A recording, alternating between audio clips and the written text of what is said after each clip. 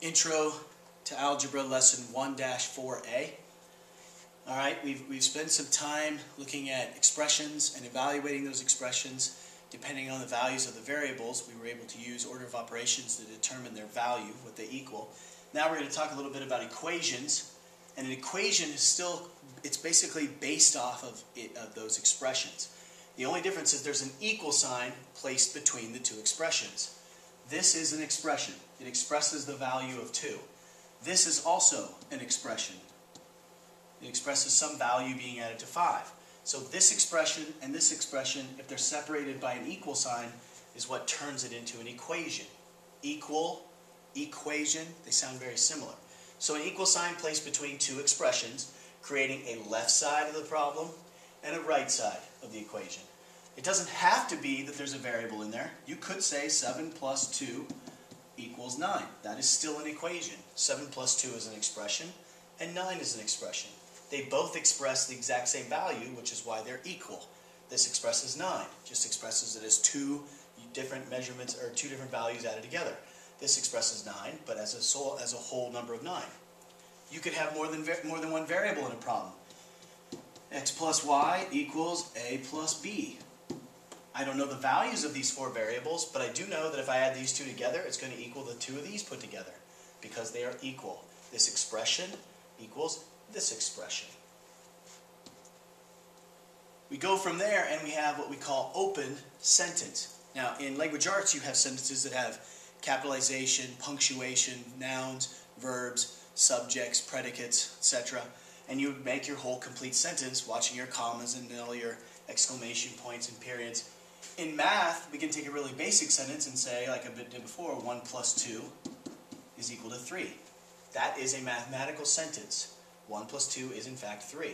But if I want it to be open, it needs to contain at least one, or more variables.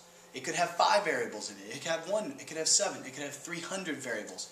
It just has to have a variable in it, because with the variable, it's now like there's an unknown. Now 1 plus r, wonder what that is. It's open.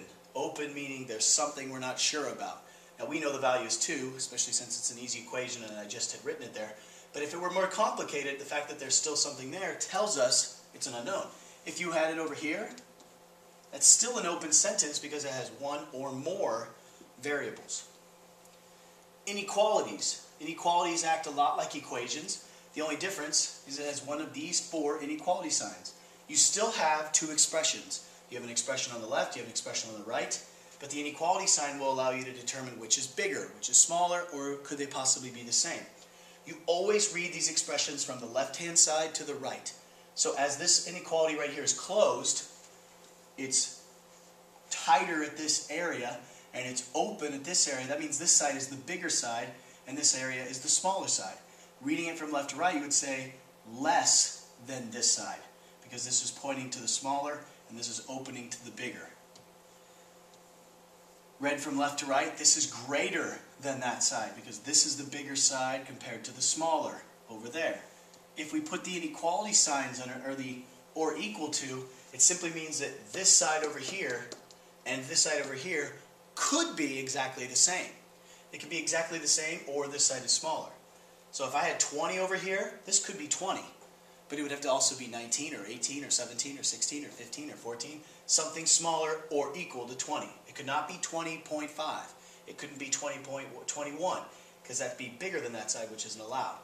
And the same for the last one, which is read as greater than or equal. This is less than or equal, and this one right here is greater than or equal.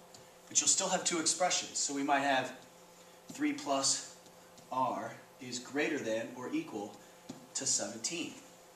3 plus r is an expression, 17 is an expression. We're saying that this side is bigger than 17 or equal to it. So all of this could be 17, all of this could be 18, 19, 20, 21, 22, 30, 35. Anything bigger than 17 or equal to it. You'll see some problems like this on your assignment where they will give you an equation. This is the equation.